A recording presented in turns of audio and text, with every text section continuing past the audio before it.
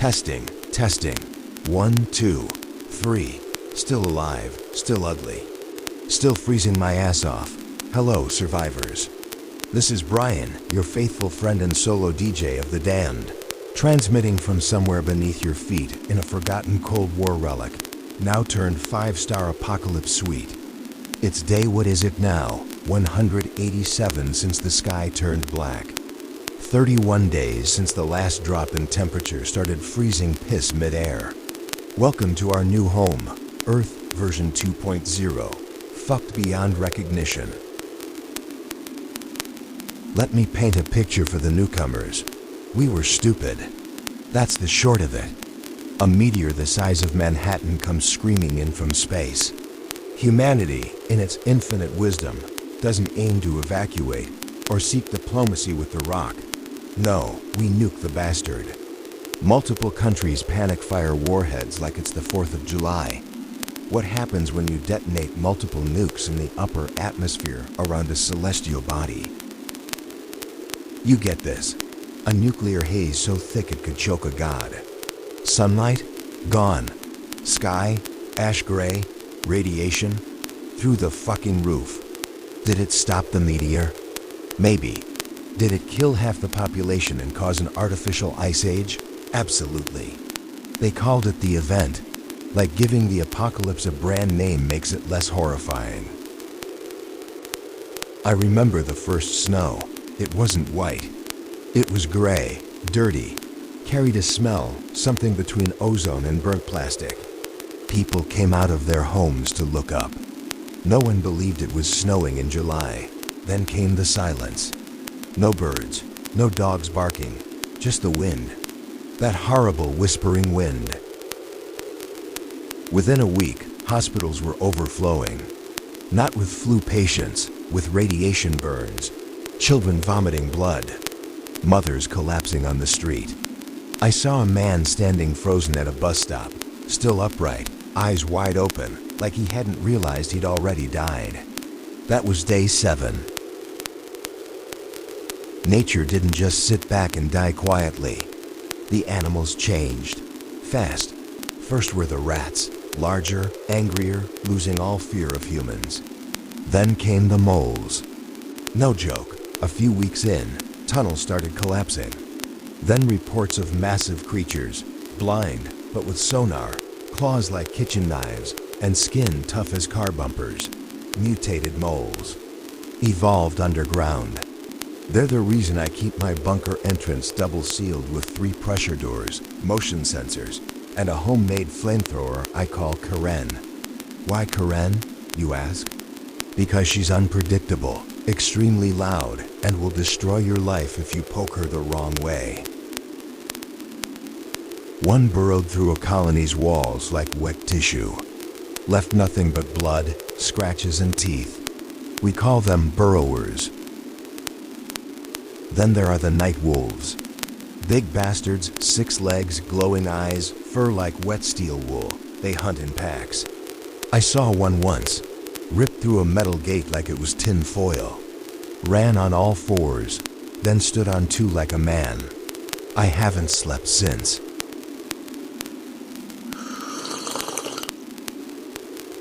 Let's talk about food, or the lack of it. Every supermarket was looted in the first 2 days, even the pet food aisles. I lived on wet dog food for 2 weeks once.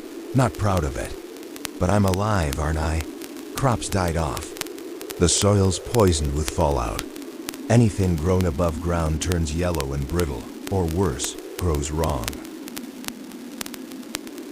Saw a tomato with teeth once. It hissed. Now, some colonies are trying underground farms. Hydroponics, mushrooms, UV lamped carrots. But they grow slow, and you gotta guard them like gold.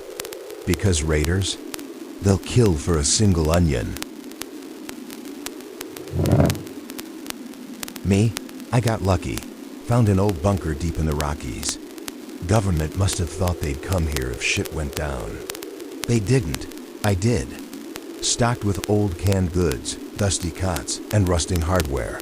Took me weeks to wire up power. Used parts from 6 different gas stations.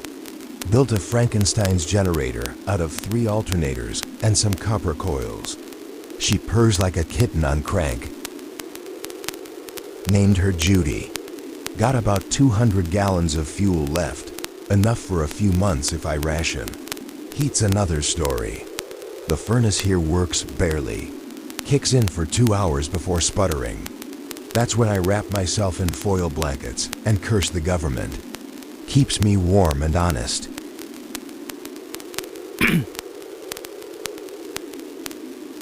People say hell is hot.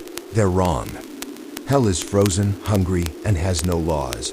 Out here, there are no rules, no cops, no consequences, just survivors and monsters who used to be human. The jawbone?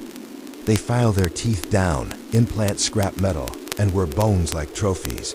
They don't talk, just growl. Heard they eat heart meat to gain courage. Then there's the frosted ones. Cannibals who eat only cold flesh. They believe fire is sinful. Saw a kid with them once, 12 maybe. Eyes like broken marbles. Carved snowflakes into his skin. You meet them in the dark, don't run, don't scream. Just don't be there. Last night, I picked up something strange. A distorted radio wave, barely audible. Took me 4 hours to clean it up.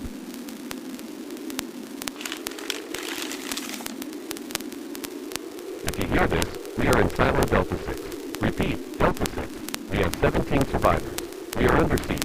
Something in the tunnel, it mimics voices, pretends to be lost, and it kills. It's not human. God help us.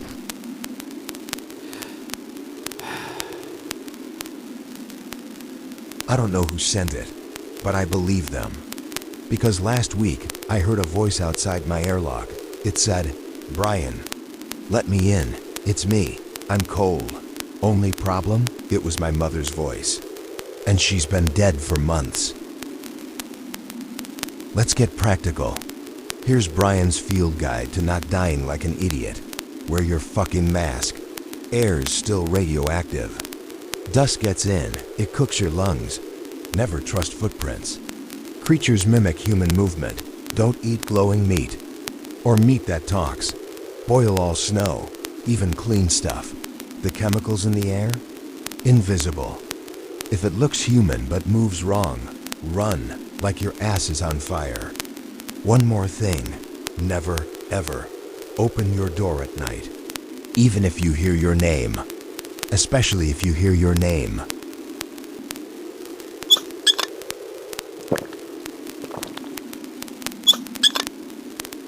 A runner passed by last week. Said he found a message on a dead courier's chest, written in soot on the inside of a fuel drum. Please, someone, our heaters are dying. Children are coughing up ice. We saw lights in the snow last night. Not ours. Moving in patterns, not human. We're at D Block near the buried wind farm. If you find this, tell my wife I loved her.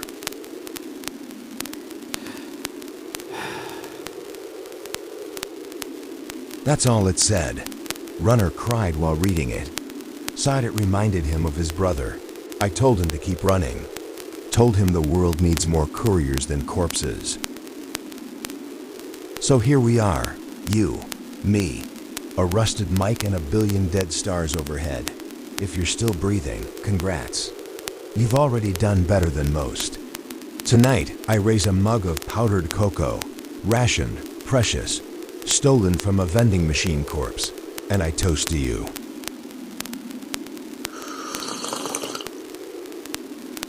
To the fighters, to the ones who remember music, to the ones who cry when they think no one hears, you're not alone. Not yet. Stay frosty, stay human. Brian out.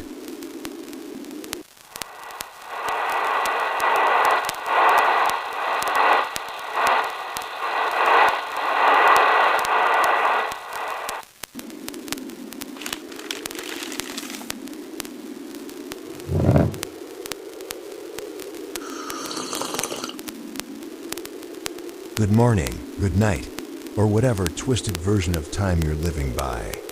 This is Brian, coming at you from somewhere below the frost-bitten corpse of what used to be America.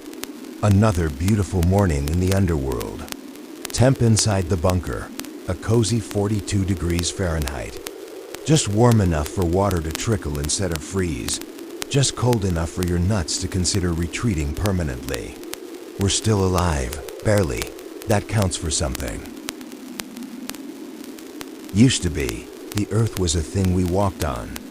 Now it's a thing we live in. 6 months ago, everyone who didn't melt, freeze, or mutate ran for cover. Bomb shelters, utility accessways, subway stations, abandoned missile silos.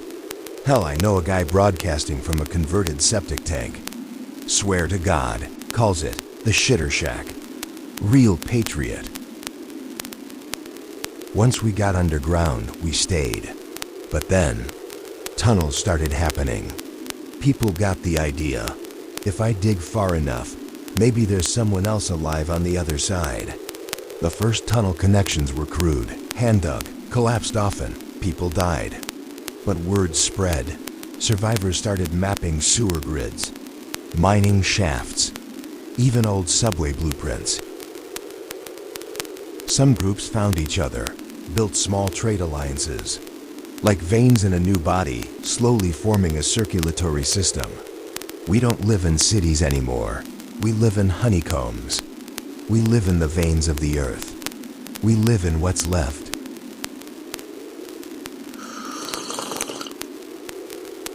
If you ever meet someone who says they're a tunnel rat, look 'em in the eye. If they don't blink, don't fidget, and flinch at sudden light, believe them. Tunnel rats are the bridge between the colonies.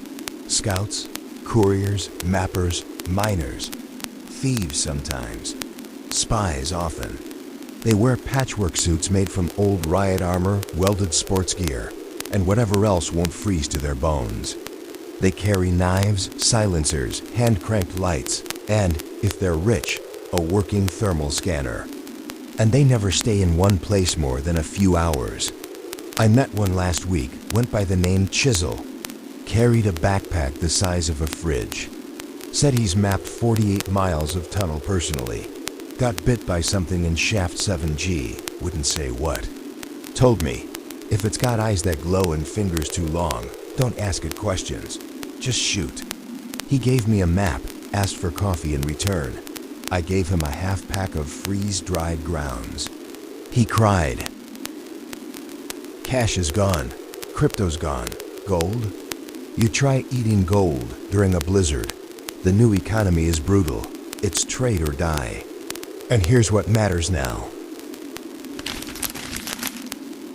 Fuel equals power, warmth, life.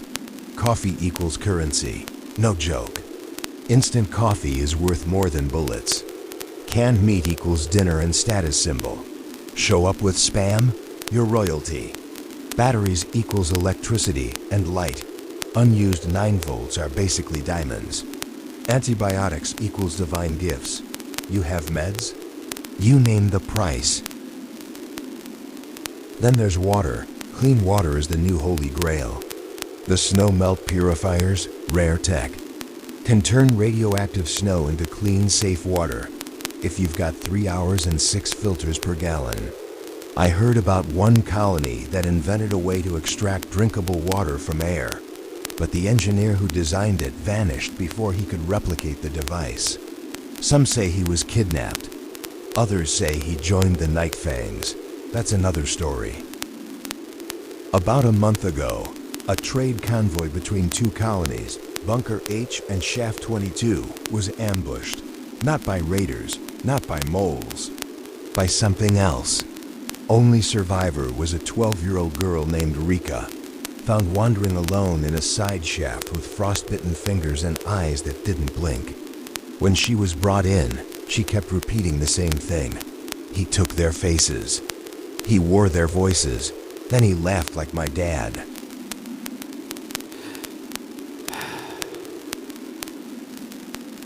That convoy carried antibiotics, generators, real treasure.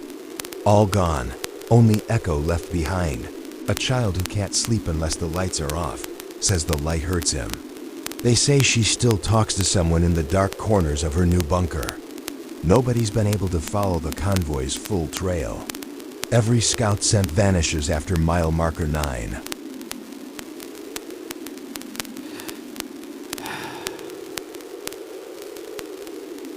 Okay, deep breath. This isn't a ghost story. This is what I saw. Me, Brian, this is real. 2 weeks ago, I went on a scavenging run through Tunnel 5B, a maintenance tunnel that used to feed into the old Denver light rail. I found something. Or maybe, it found me. First came the smell, like burning rubber and rotting onions. Then the temperature dropped. Not just cold, wrong. My breath didn't fog. My watch froze. My flashlight flickered like it was afraid. And then I saw it. Not a creature. Not a man. It was a shape. Too tall. Too thin. Joints bent backward. And it spoke. My name. Brian. Perfect pronunciation. My mother's voice. It didn't chase. Didn't move. Just watched. I turned, ran. Didn't stop until my knees bled. I don't go near 5B anymore. And neither should you.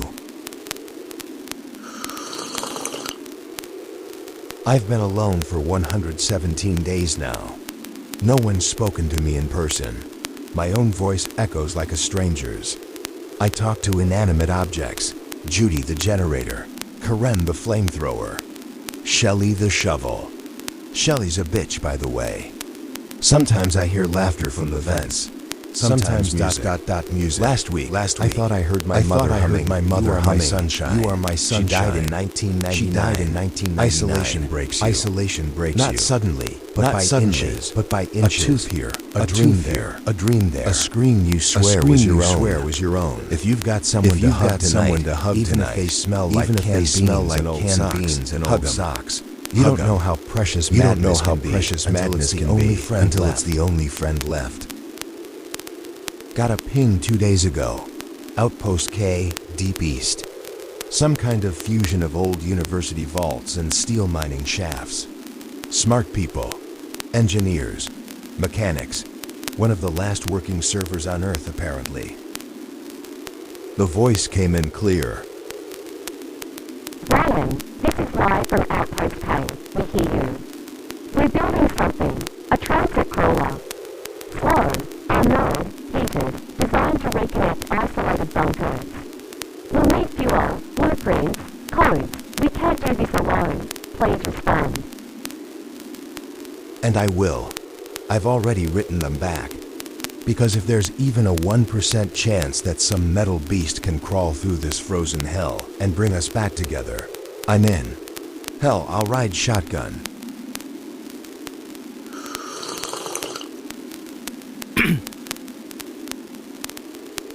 So, let's talk power. What keeps this world spinning, besides sheer stubbornness? One word: fuel. Old colonies are sitting on oil depots, coal seams, even gas reserves. Problem is, extraction's a nightmare. Most of the old rigs and systems are dead. Frozen. Buried. You want to pump fuel now? You're doing it with a crankshaft and a blowtorch, praying your lungs don't turn to icicles in the process. The ones who do manage to get fuel out of the ground, they're kings. They don't need weapons. They don't need armies. They've got warmth, the one thing people will kill for faster than food. Heard of Blackwell Post? Small underground refinery. Old coal plant connected to 4 colonies via handmade tracks. They trade bricks of processed coal for clean water and medicine. Last month, they received a shipment of oranges. Real, goddamn oranges. Do you understand what I'm saying? That's biblical. I picked up an emergency signal 3 days ago. Single channel burst transmission. The guy sounded calm. Too calm. To any outposts listening, we are under lockdown. An order's been committed inside colony number 3. Suspect may not be human. Victim's organs were removed. Precision cuts, no blood. We found symbols etched into the walls and what appears to be bone. bone. I replayed that part 10 times. Whatever's crawling in these tunnels, it's not just hungry, it's curious. It's methodical, maybe even ritualistic. I'm not religious, but if I were, I'd be lighting every candle I could find. Hell, I'd burn a Bible for warmth and pray into the smoke.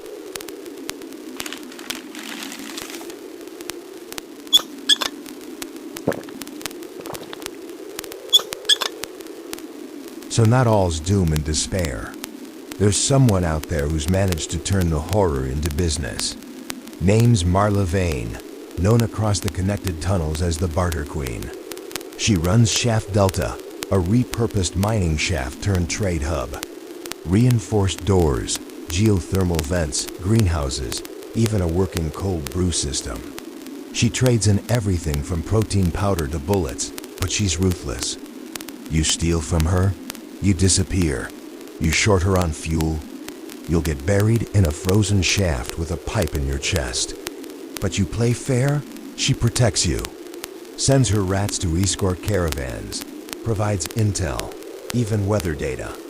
She once traded a single working pistol for a week's worth of antibiotics and a functioning 3D printer. She's proof you don't need to be a monster to survive, just a monster to people who deserve it.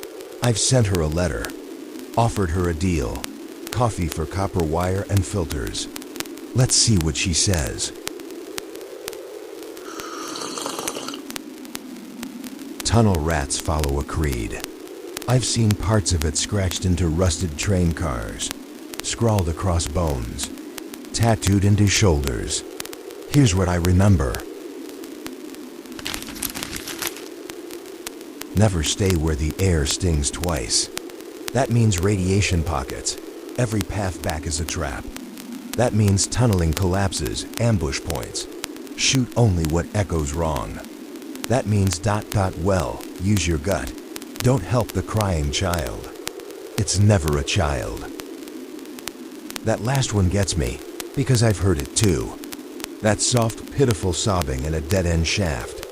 The voice that whimpers, "Mama," sounds exactly like my niece, but I don't move. I don't breathe, because it knows. And if you move toward it, it learns you. It's colder now than it was last month. The frost creeps down the walls like fungus.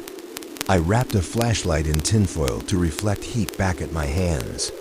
I'm still losing feeling in my right thumb. The worst part? The silence. Not just lack of sound, absence. The kind of silence that folds in on you. Like the air itself is holding its breath. Used to be, I played music on the air. Old tapes. Classic rock, some jazz. Not anymore. I played a saxophone loop last week. That night, I heard the exact same tune echo back at me from the far end of the vent shaft. Note for note. Only slower. Got a package delivered by a courier named Jeb. Half his face gone, but man could run like hell. Inside the package? A sealed letter. No return address. The handwriting was careful, clean. Too clean. Here's what it said. Brian, I've been listening. I remember you. 2016, Denver College Radio. You played Bowie the day the president got impeached. I laughed so hard I choked on my beer. Anyway, I'm near. I'm the one knocking on your west wall every Thursday. Don't be scared. I'm just saying hi. I'll knock again next week. I don't remember them, and that wall, it's sealed shut, behind 2 feet of concrete.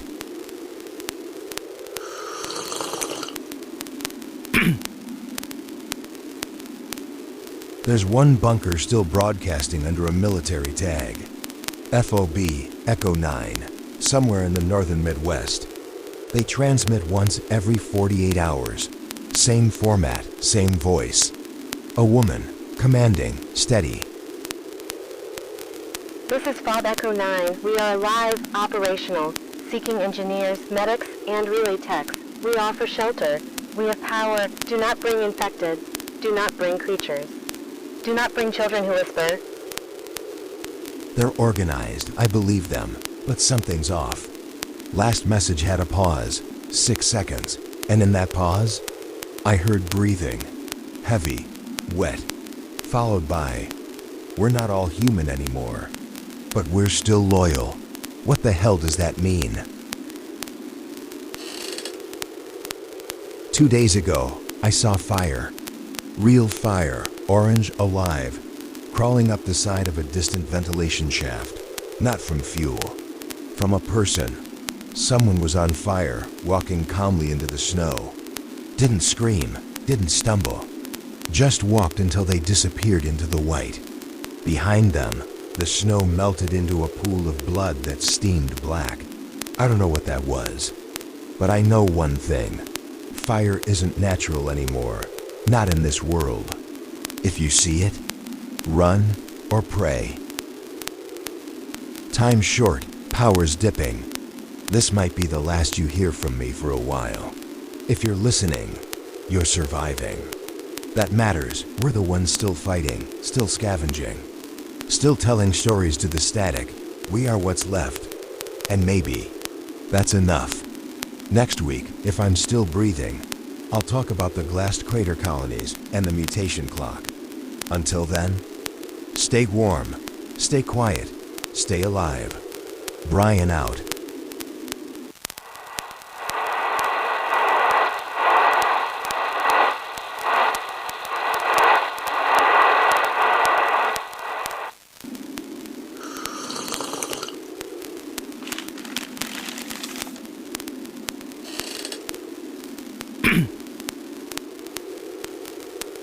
Welcome back, survivors. This is Brian, radio ghost of the underground, broadcasting from somewhere beneath the bones of Colorado, scraping out signal with tin wire and spite. If you're hearing this, congratulations, your heart's still beating.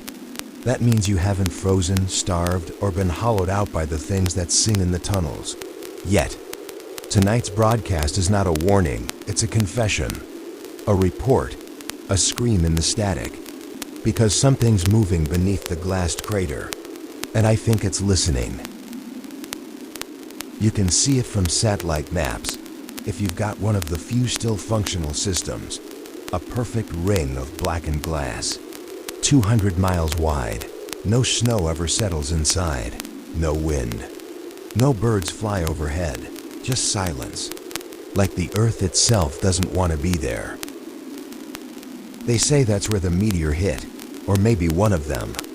The rest were intercepted mid-air, but this one slammed through the atmosphere like a vengeful god and made a hole straight into hell. Ground zero, where everything started to unravel. Where the air first went wrong. Where the sun disappeared. And now people are hearing things when they get too close. The first expedition to the crater was a team of ex-military, scavengers, and 2 scientists. They called themselves Echo Team. They had hazmat suits, drone packs, sensor arrays, even a working AI module from pre-event tech. They were gone in 36 hours. The only thing that came back was their drone, scratched, dented, covered in frost and teeth marks. The last transmission from the team leader, Captain Reyes, was a whisper. Don't dig, don't listen, don't look in the glass. No screams, no gunfire, just that, and then static.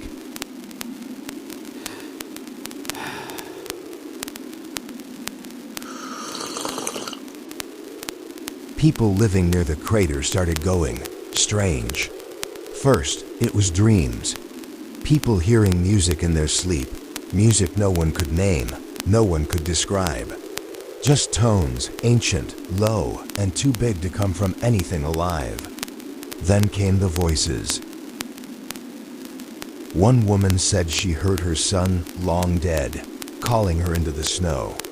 She followed the voice for 3 miles barefoot before collapsing. Her feet were black. She was smiling. A man said he heard someone reading his old journal out loud, word for word, from inside the floorboards. Then there was the kid, 9 years old, born after the event, couldn't read or write, He spoke a perfect sentence in ancient Akkadian. You know what he said? The gate opens. The eater dreams. Yeah, let that settle in. There was a colony deep in a geothermal borehole near the crater rim. Colony 47. Population 121. Engineers, scientists, digging for old tech, black site specialists. One day, their broadcast stopped mid-sentence. No emergency code, no sign-off. Just a half-finished sentence. If it's true, then destruct your wings. Then silence. 2 rescue parties sent. Neither returned. When a drone finally got in through one of their exhaust vents, it found nothing. No bodies, no blood, no signs of violence. Everything in perfect order. Bunk beds tucked, meals half-eaten, journals open, lights still running. Like they just stood up and walked away, except one thing. Every reflective surface was shattered, every mirror, every pot, every drop of water frozen mid-spill, cracked, and carved into the central console using a bone. It sees when you do.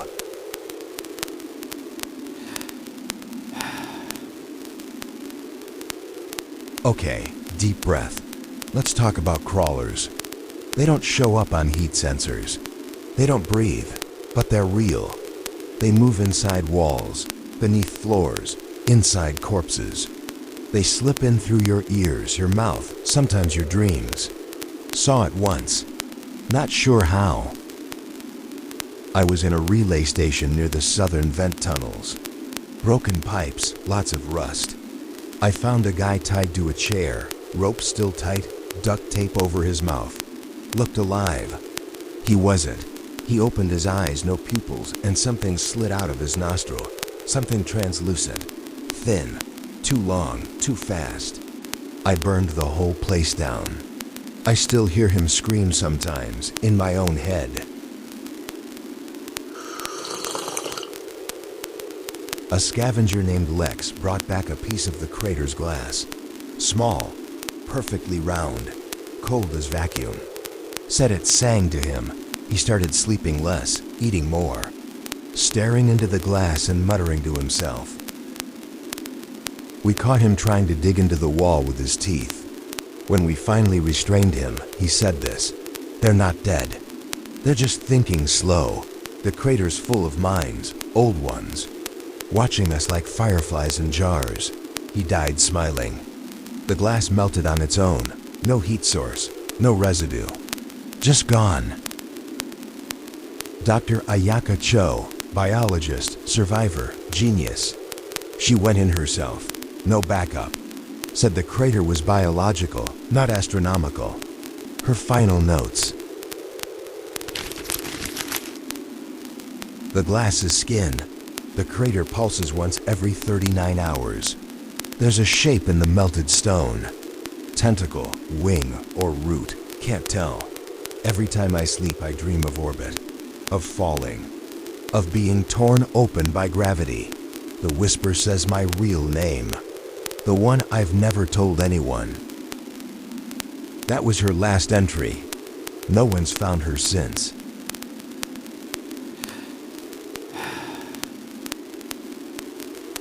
I wasn't going to talk about this, but I've had the dream 5 times now.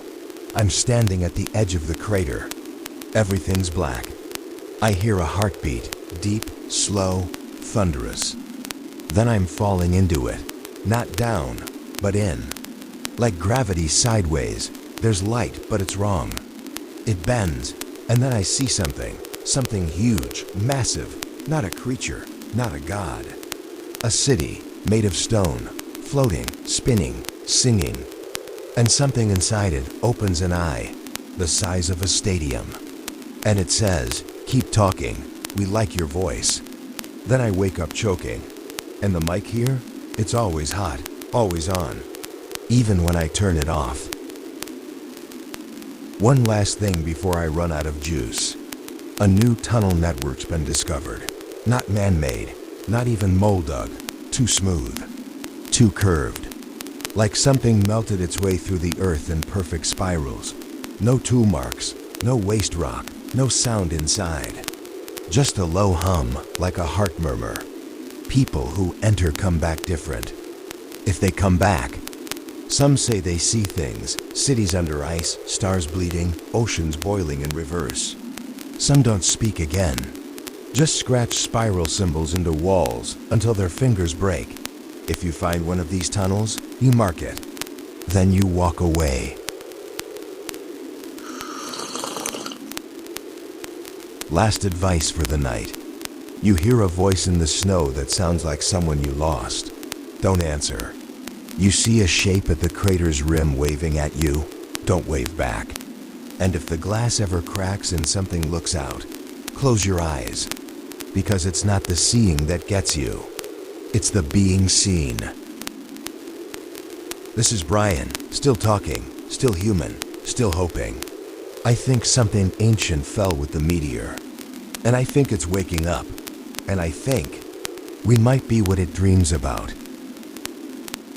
Next week, if I survive, we talk about the deep recyclers, the meat cults, and maybe, just maybe, how to kill a god.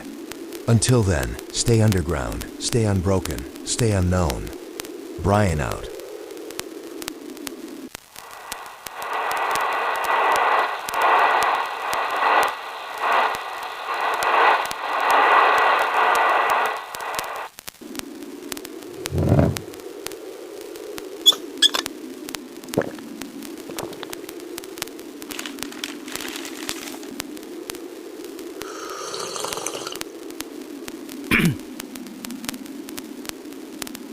You're tuned to echoes from the ice, the loneliest radio this side of extinction. It's me again, Brian, bunker rat, scavenger, chronic oversharer, broadcasting from the belly of a frozen graveyard, somewhere deep beneath what used to be Colorado. Tonight, we dig deep. I'm not talking miles. I'm talking moral layers. Because in this world, where sunlight is a myth and the wind can peel your skin off your bones, survival isn't about hope. It's about what you're willing to become. And the deep recyclers? They became something else entirely. Let me introduce you to a colony you won't find on any map. You won't find it at all unless you're desperate, dying, or deeply lost. They call it Grinders Hollow. It sits about 14 miles down from the old Denver geological fault, hidden behind a collapsed aqueduct and a tunnel no one dared to finish. That's because the Hollow isn't a place people go to trade or talk. It's where they go when they've run out of everything else.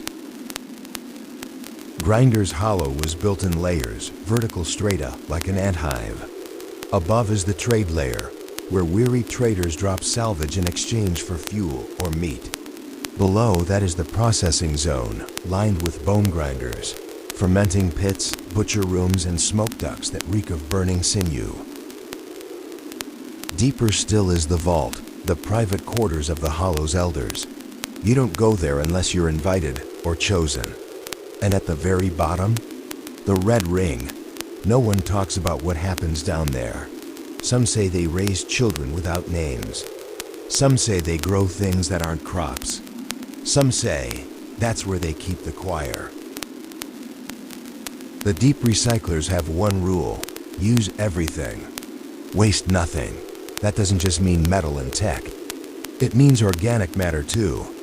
Meat is stripped, bones boiled, sinew dried, and braided into rope. Hair is turned into insulation. Teeth, buttons, trade trinkets. Organs are fermented into medical paste. And yes, it's exactly what you think. They don't kill the living, not often, but the dead? In a world where starvation is a death sentence, the dead are resources, not mourned, not buried, not remembered. The recyclers even keep a ledger, a record of every part, every donor. It's called the Grateful Book. I saw a page once.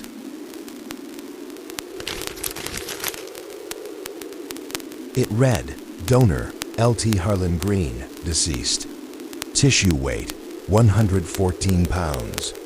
Resulting materials: 3 weeks protein paste, 2 bone tools, 1 bioheat compress. Cause of death: crushed during tunnel collapse. Noted: he screamed the whole time.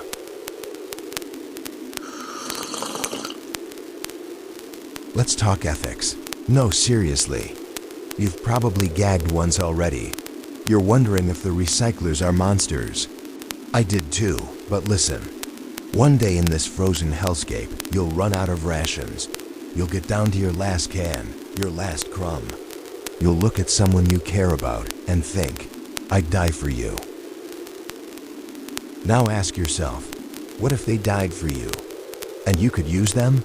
That's how the recyclers think. They don't call it cannibalism. They call it bioconversion. There's a ritual, a ceremony. They thank the dead.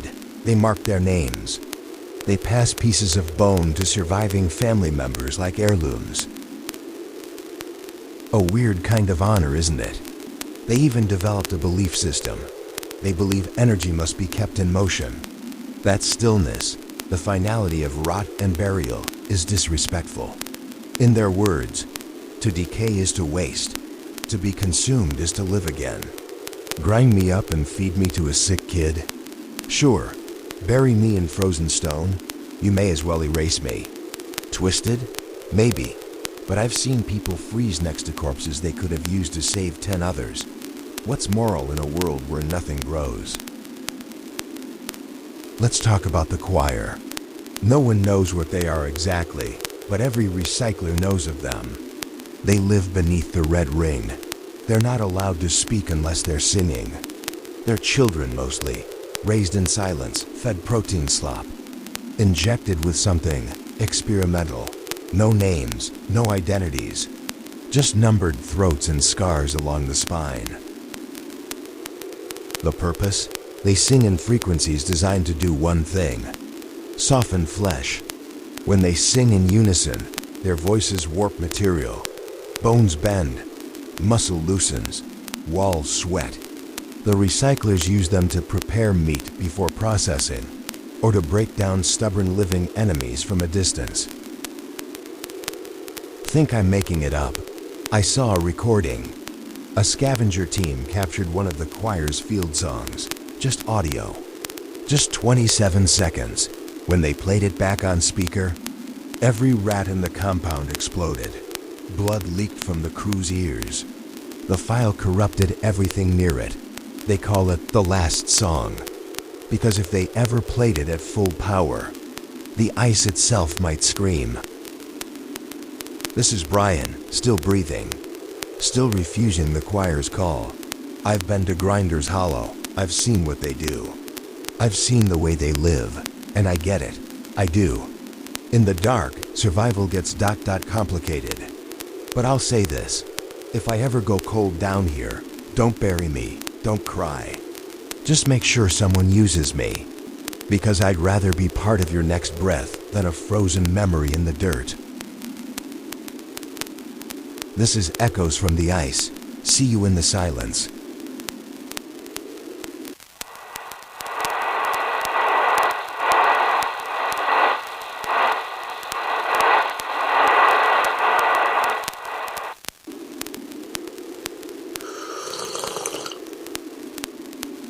This is Brian, broadcasting from a bunker that's been sealed tighter than my jaw every time I hear something scrape across the ceiling.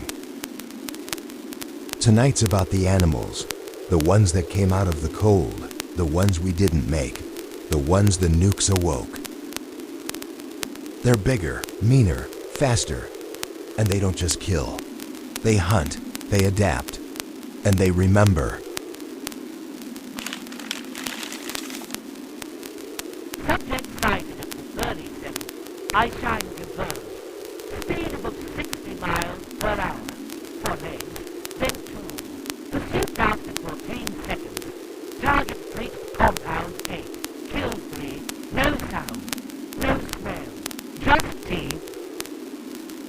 Let's start with the most infamous, night wolves.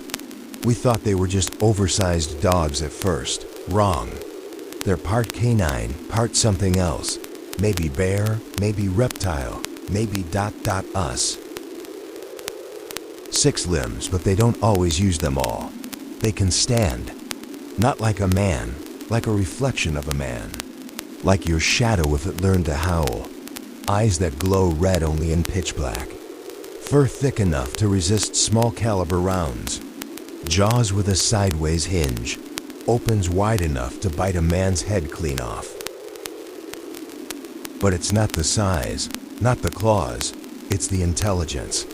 They've been observed tracking patterns, mapping sentry shifts, luring people out by mimicking wounded animals, whimpering like pups, sometimes even using words. One survivor from Bunker Delta said she heard her brother's voice coming from a collapsed vent. He'd been dead 2 months. She went to check. They found what was left of her spine 300 yards from the hatch. Tunnel breach. Something came through the coolant lines. Light, no eyes. It's under the floor. It's in there. Now let's talk about a thing that doesn't have teeth, doesn't growl, doesn't even seem real. The colonists call it the pale slither. No limbs, no bones, just 20 meters of soft white flesh. Segmented, always wet, always cold, moves without sound. Doesn't crawl, it pours. What's horrifying is it doesn't kill fast. It absorbs, slides over you like a blanket, paralyzes you, then seeps inside. You suffocate on the inside of your own skin while it drinks whatever fluids it can get. We found husks. Human bodies turned into paper shells, brittle, dry, collapsed inward. Eyes boiled, lungs collapsed. Skin wrapped in a perfect spiral, like it was being unwrapped from the inside out. I once saw it smile, not a mouth. Just the folds in its body forming a crude mockery of one. It vanished into a pipe not 3 inches wide. I've welded my pipe shut since.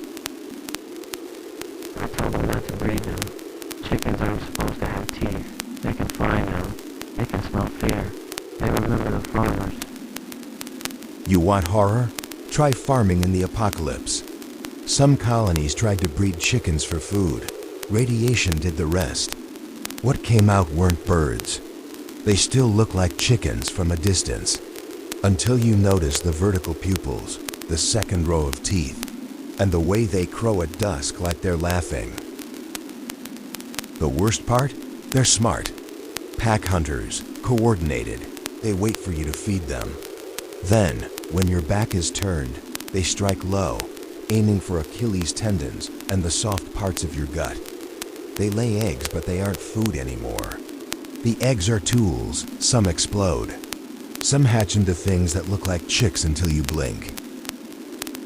They attacked a colony last winter, pecked out a man's eyes, ate the skin off his legs before he even stopped screaming. Some say there's a roaming flock now. They move between tunnels. Roost on old relay towers. They know how to open zippers. Call them what they are. Predators. Not babes, just teeth. So many teeth. It whispered my name. I didn't tell anyone my name down here. Have a fact at it. Now we hit something worse than any beast. Something that knows you. They're called whisper jaws. No one's sure if they're mutated animals or something new. Now we hit something worse than any beast. Something that knows you. They're called whisper jaws. No one's sure if they're mutated animals or something new. They look vaguely humanoid, bipedal, but the face? No eyes. No nose, just a wide vertical mouth from forehead to throat, filled with hundreds of teeth like cracked fingernails. And they talk, or at least they copy. Voices from radios, old memory logs, even your dreams. They learn. I once heard one say the Lord's Prayer backward, then laugh. They move erratically, bodies too flexible, can squeeze through vents the size of a man's wrist. And they don't always come to kill, sometimes. They watch, wait. Repeat your name until you start answering back. A man from Colony Rhine was recorded answering it every night for 2 weeks. By the end, he was whispering back, "Final log. I think it's me, or what I'll become." We sealed the hatch and never opened it again.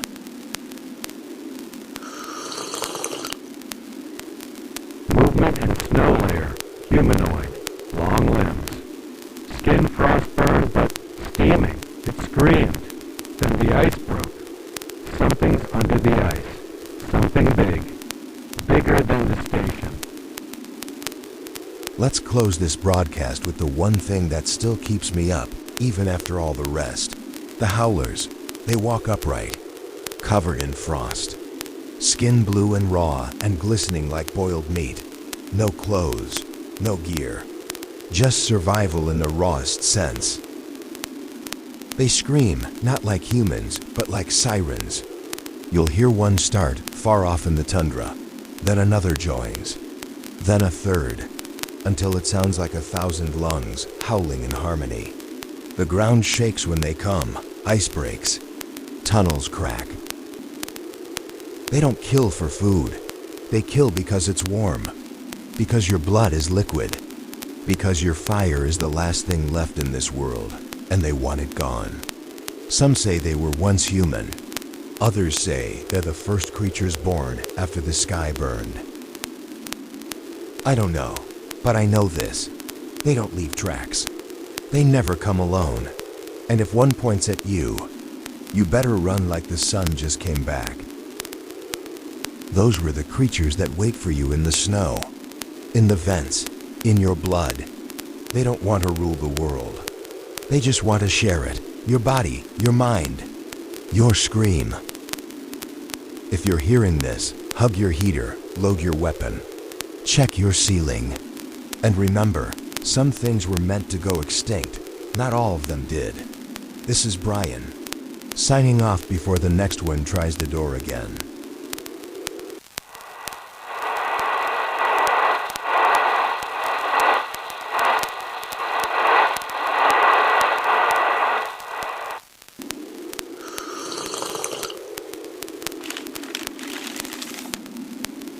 You're listening to Echoes from the Ice.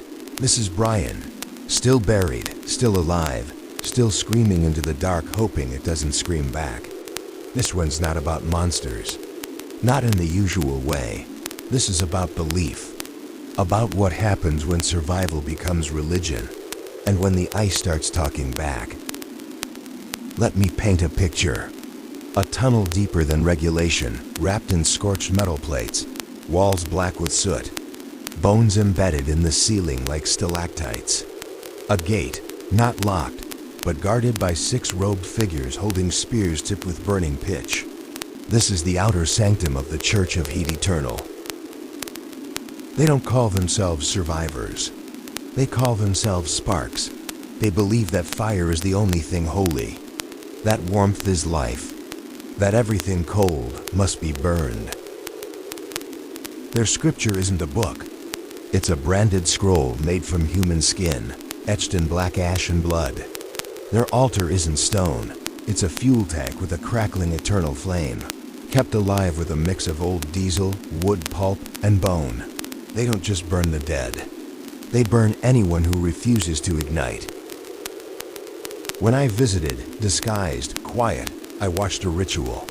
They called it the cleansing of the Frostborn. A boy, maybe 13, pulled from a scavenger camp, accused of hiding meat in snow to feed the cold. They tied him to a copper pole and lit him from the feet up. He didn't scream long. They chanted, "Through flame, purity. Through flame, eternity. Through flame, flesh returns to source." And they danced.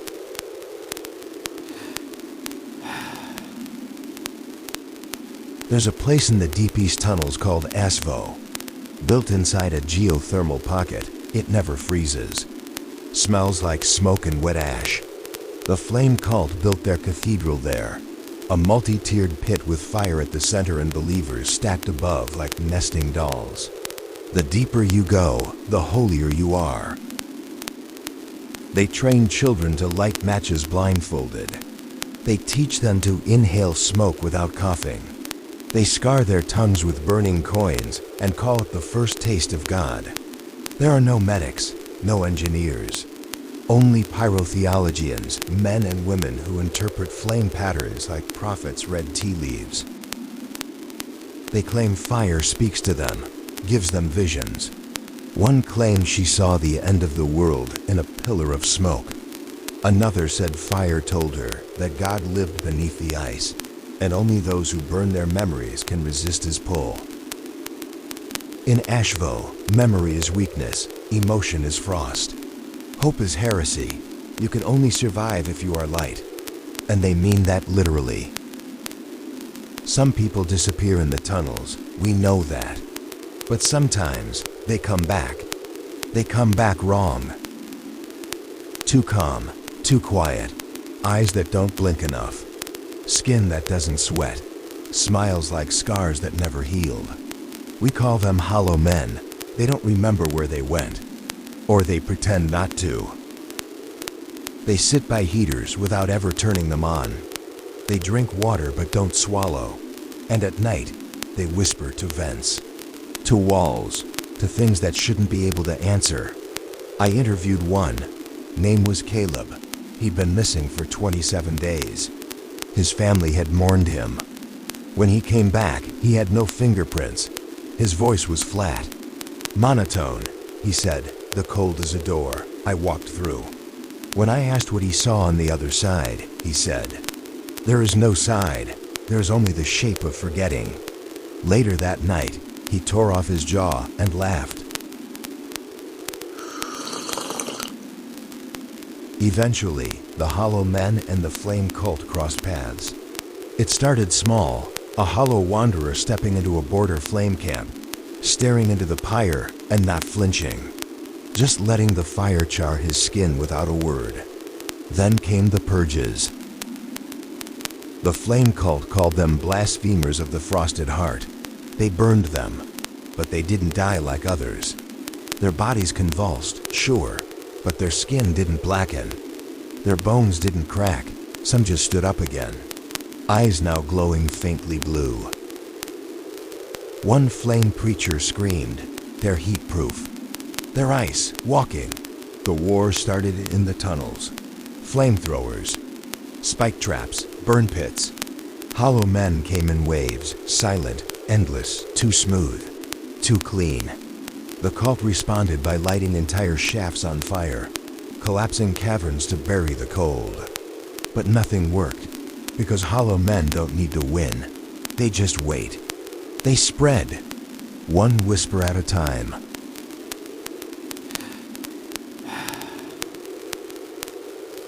I've been dreaming of spirals, not the kind we draw, the kind that move inside you. I found a small survivor camp 2 weeks ago, burned to the stone. No bodies, just ash in the shape of people, frozen mid-motion, one reaching for a bottle, another crawling. No fuel, no ignition source, just cold fire. In the center was a ring, not drawn, made of singed teeth. I took one. It hums. Now, sometimes my breath steams in rooms where it shouldn't. My shadow flickers, like I'm near a flame. But there's no flame. The hollow men don't fear me. The cult sent me a scroll saying, "We heard you cough. You carry smoke in your lungs. Come home." Maybe I've seen too much. Maybe I'm becoming something else. But until then, I'll keep talking, keep burning, keep freezing. This is Brian, from the ice to the fire, and everything hollow in between.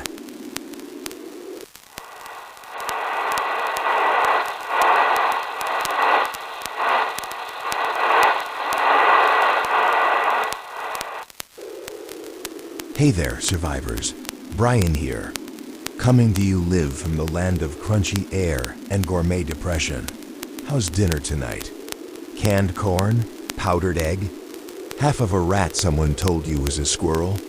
Yeah, I feel you. You know the saying, you are what you eat? Out here, that's not philosophy. That's logistics. Tonight's episode is about hunger, not the kind that makes your stomach growl. The kind that eats your dreams first, that empties your soul before your belly. And remember, chewing loud keeps the voices out. Sometimes.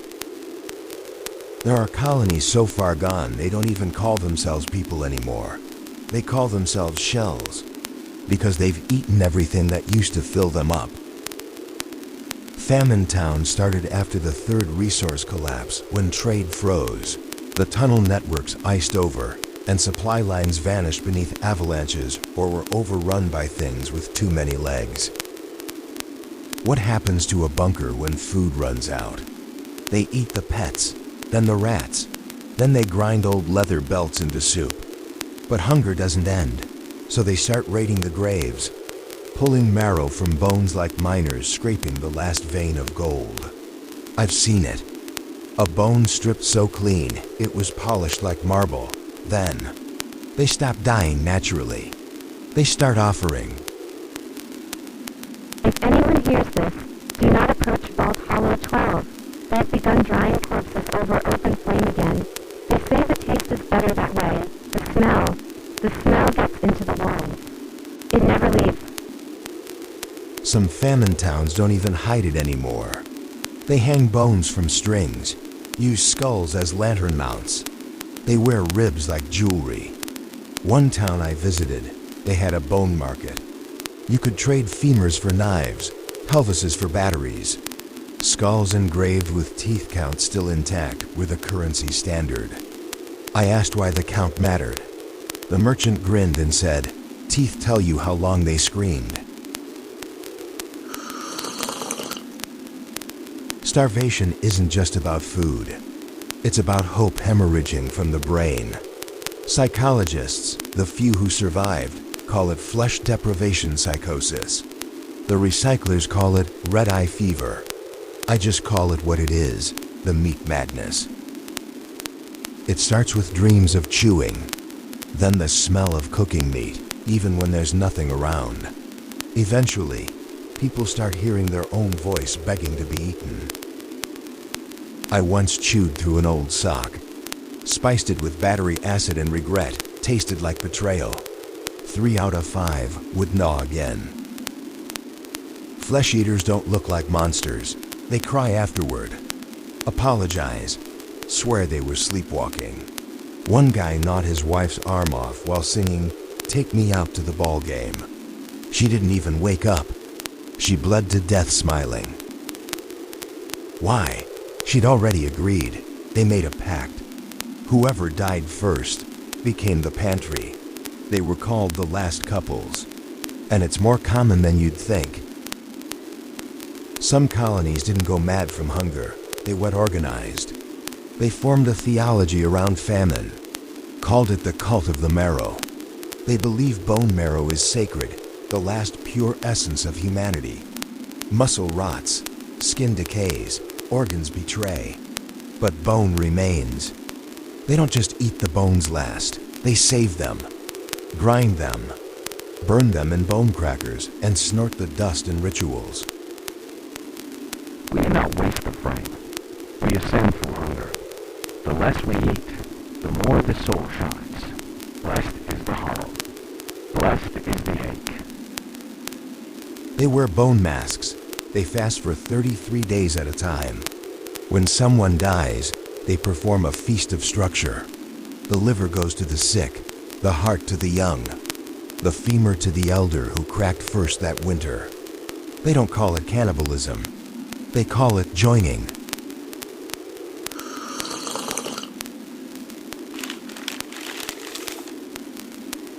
I wish this part was fiction. There's a fungus growing in the bones of the long dead. Not just on them, in them. They call it chorus mold. Looks like fine gray threads. Smells like bleach and piss. Grows in silence. But when it's disturbed, it sings. Low, vague, not in language but in tone. A kind of low, harmonious vibration.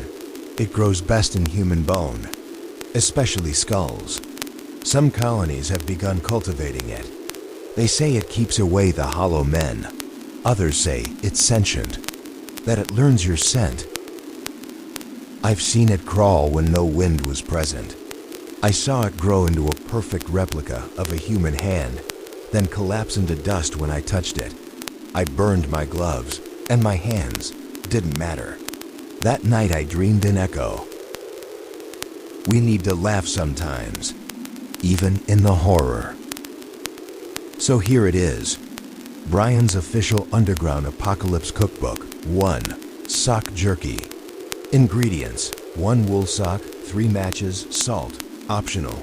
Method: boil for 30 minutes. Pretend it's pork. 2. Rad snow smoothie. Ingredients: melted snow, iodine tablet, expired strawberry powder. Notes: may cause tongue lesions and hallucinations. Worth it.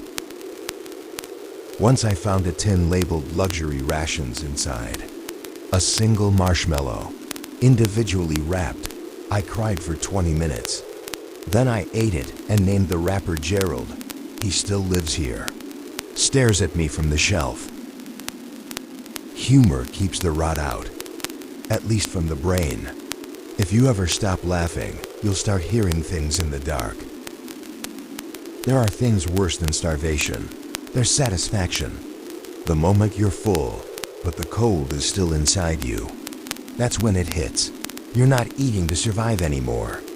You're eating to feel, because the ice isn't outside your bunker.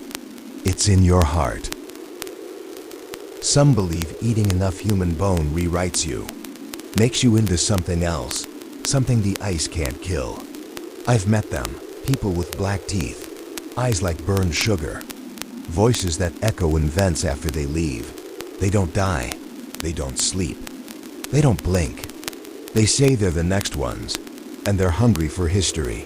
They want the old world erased, bone by bone. If the world ends in fire, we'll roast. If it ends in ice, we'll freeze. But if it ends in hunger, we'll eat each other while the stars burn out. This is Brian, signing off from beneath the frost, knife in hand, canned beans in pocket, and just enough humor to keep from gnawing my arm off. Sleep tight, and if you must eat, start with the feet. Less personal that way.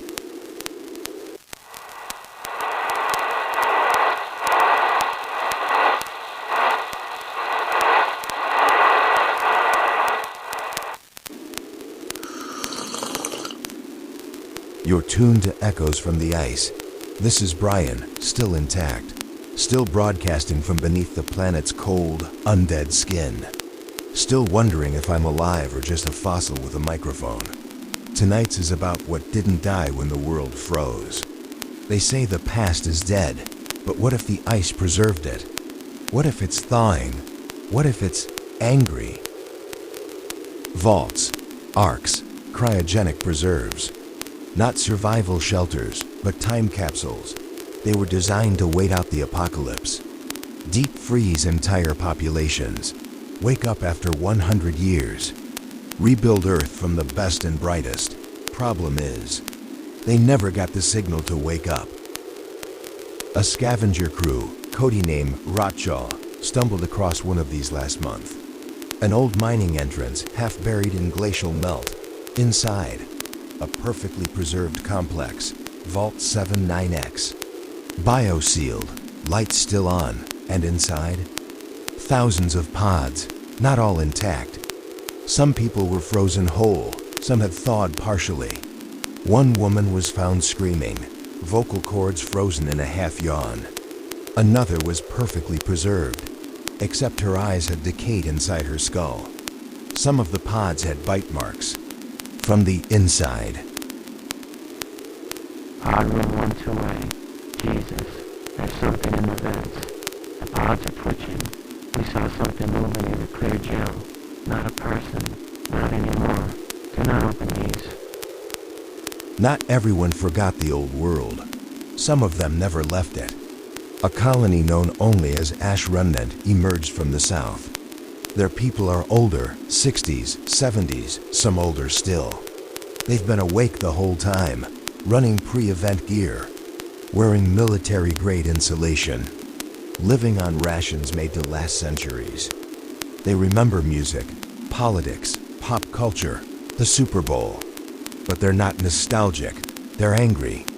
Angry that the world didn't wait. Angry that the survivors out here turned savage. They call the rest of us devolved.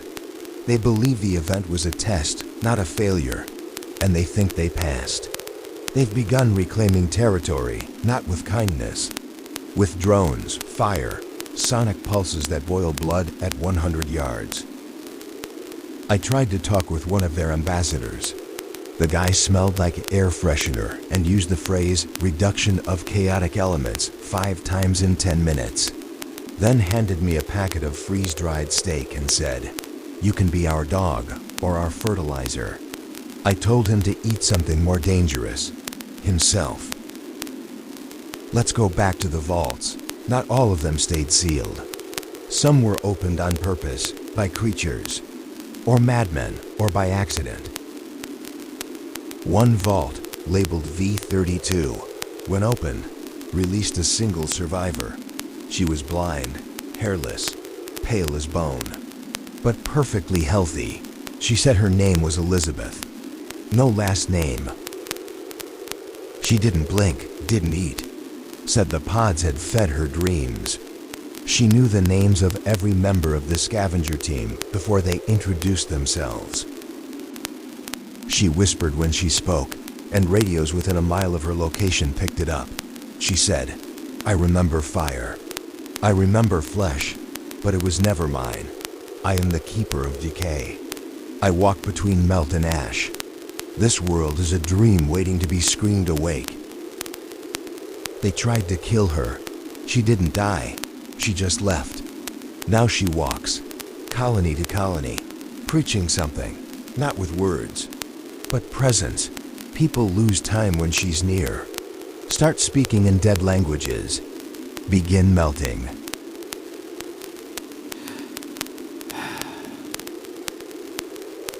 Some things in the ice aren't dead. Some are watching. We've started finding eyes. Perfectly preserved. Not in heads, just loose. Frozen in ice sheets. Still moist. Still following movement. You blink, they twitch. You turn, they refocus. One scientist claimed they were navigational tools left behind by something bigger. Another said they were organ scavengers, feeding information to something deeper. A few of the eyes have retinas that match humans alive today.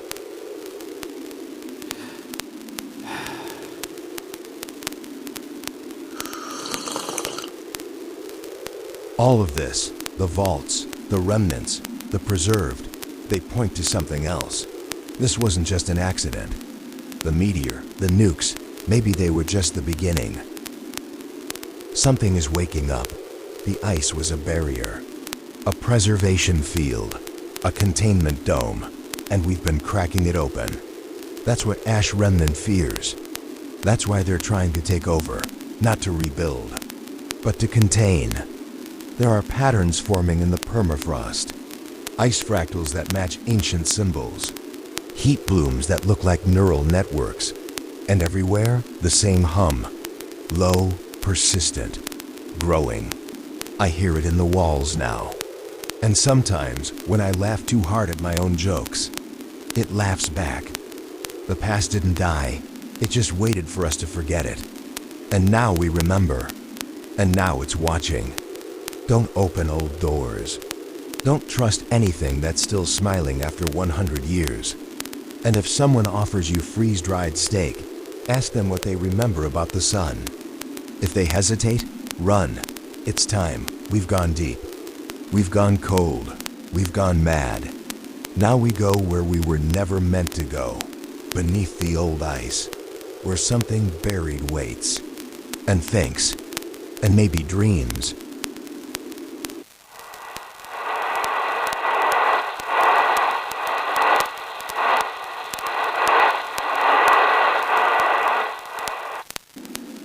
Hey there, beloved survivors of Earth's frostbitten dumpster fire.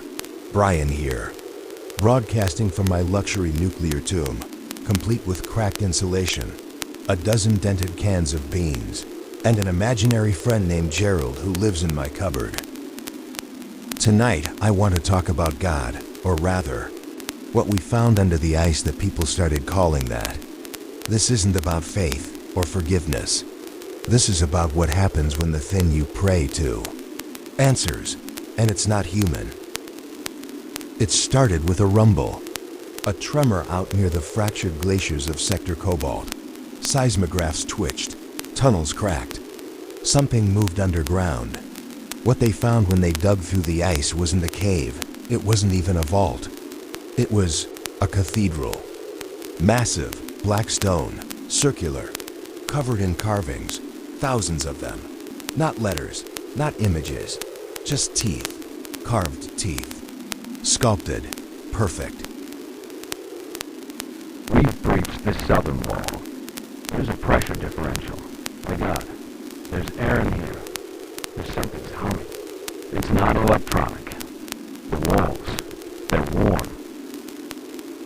Inside the temple were statues, not human, not alien, more like suggestions of shape, abstract, primal. One had 6 legs and 2 heads. Another was just a column of spiraled mouths. One was just a rib cage with no bones in it, just space where something used to be. The air was warm, the walls pulsed. At the center was a throne, not for sitting, for kneeling. And on it, a bowl made of fused skulls, still wet. The lead researcher wrote one word in her notes before she disappeared. Beloved. You'd think finding a nightmare temple would make people run. Wrong. People started praying. First it was scavengers, then a mining colony, then a few old-world engineers. They called themselves the Quiet Ones, but they weren't quiet. They laughed. Constantly, softly, like they'd heard the best joke and didn't want to share. They carved teeth into the walls of their shelters, filed their own down, painted their gums black with coal ash, burned music, burned food, started calling silence the true song. Me? I laugh because I'm falling apart inside. These people, they laugh because they think God is chewing on reality, and they want to be next. They worship the thing in the ice not because it saves, but because it doesn't care. To them, being ignored by a God is the only true freedom, so they pray with violence. They kill each other as jokes. They smile while slicing. Their sermons end with a joke, always the same one. Why did the man freeze to death? Because he thought the fire was real. The deeper we dug, the more we heard voices, not words, tones. A hum, a vibration, a choir made of nothing but pressure. Colony Sigma Delta set up base near the temple. Within 3 weeks, the children had stopped speaking. Not like they forgot, like they refused. Instead, they'd hum. A note, a key, always the same, sometimes alone, sometimes in unison. One engineer tried to play a harmonica near them. His head burst. Turns out the tone, it's a resonant weapon. Or maybe just an old-world alarm system. But the kids, they called it the voice beneath. They began carving the hum into the walls, then into each other. Yeah, that happened. Someone from the laughing cult sent me a package. Inside, a bone spoon, a single black tooth, and a note. We enjoy your broadcasts. Come eat silence with us. Naturally, I did what any responsible man would. I burned the spoon, licked the tooth for science, and told Gerald the cupboard ghost we were about to get fancy. I traveled 5 tunnels deep, found their gathering, dozens of them, all in white robes. But the robes were just snow-soaked sheets, stitched with human hair. One man greeted me with a laugh, said his name was Mouthless John. He had no jaw, just a stitched smile. He said, "We are not hungry for salvation. We are just tired of chewing air. So we eat the sound instead." They sat, they stared, and then they laughed for 46 minutes. No one moved, No one blinked. And me? I laughed too. Because honestly, I get it. The world's insane. Might as well be polite about it. At the core of the temple, below the throne, they found a name. Not in letters, in sound. A frequency so low, it shakes your spine and sours milk. It doesn't translate. But those who've heard it say it etches itself into your dreams. You start to hear it in your own heartbeat. You start to dream of being chewed. The ice is not a prison. It's an incubation chamber. It's not buried. It's growing. And we're the cradle. The cults believe it's a god born sideways, not in time. Not in space, but in emotion. Born of our fear, our hunger, our jokes. They say we made it by surviving. And now it wants to survive in us. It doesn't want worship. It wants to share. That's it, survivors. The buried gods are real. They're not angry, they're not holy. They're hungry and curious. Pray if you want. Laugh if you can. And if something in the wall starts humming, hum back, it's polite. This is Brian, your unreliable prophet of the apocalypse. Still cold, still hungry, still laughing. See you in the echo.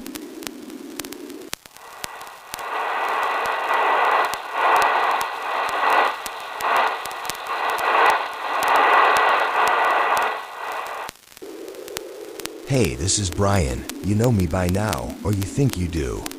Maybe I'm real. Maybe I'm a long-haul hallucination echoing through a burnt-out bunker's vent system. Tonight we're talking about what's left.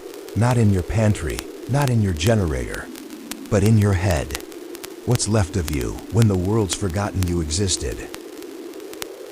There's a colony far north, way past the Black Frost line. No map shows it. No scavengers reach it. It's called Colony Zero, and it's perfect. Fresh clothes, working lights, laughter, actual laughter. Dinner served hot every day. No ration points. No blood trades, no bone jewelry. And the people, too clean. Too cheerful, too damn calm. They greet each other by name. Smile all the time, and no one dies. When you ask why, they say, we already did. I tried to get in, made it to the outer fence, heard a woman singing, not a hymn, not a song, just the word fine over and over, for hours. They're not alive in there. They're functioning. Let's talk about a field made of bodies, not graves, not war. Growth. There's a stretch of tunnel out east, miles long. The floor is white. Cracked, brittle, bone. Spines arranged like crop rows, femurs planted like fence posts, and in the center, a tree. Not wood, spinal cords woven together, branches made from fingers and hanging from the limbs, skulls smiling. I asked Gerald what kind of fertilizer makes that grow. He said, hope. Then we both laughed for 6 minutes straight. And I passed out. Some say it grows when you lie near it, whispers, turns your bones inside out. Not violently, just wrong. Your ribs curl backwards. Your knees bend forward. You laugh until your lungs stop. They call it the Orchard of Peace, but no one ever leaves it. One guy tried. Now he grows beside the tree. South Shaft, no known colony, no tunnel markers. Just light, glowing, hanging mid-air, never flickering, never changing. Like someone took a photograph of a flashlight beam and hung it in space. Approach the light, it doesn't get closer. Your steps don't echo. Your breath doesn't fog. Touch it? No one's come back from touching it, except one. She returned blind, smiling, and with her shadow facing the wrong way. I tossed a can of beans at one once. The can vanished, then reappeared an hour later, full of teeth, and they weren't mine. Gerald tried to trade with it, offered soup. Now the soup's hot without a fire and hums when you drink it. We still drink it though. It's better than powdered radish. Well, we've reached the end of tonight's screaming snowball ride. What did we learn? Nothing. But maybe that's the point. I'll keep talking. You keep listening. We'll both pretend the lights are getting warmer and the soup isn't whispering back. And hey, if you ever meet someone who says they're from Colony Zero, or if you see a tree with too many teeth, or if your can of beans starts humming, tell it Brian says hi. This has been Echoes from the Ice. Good night, or whatever's left of it.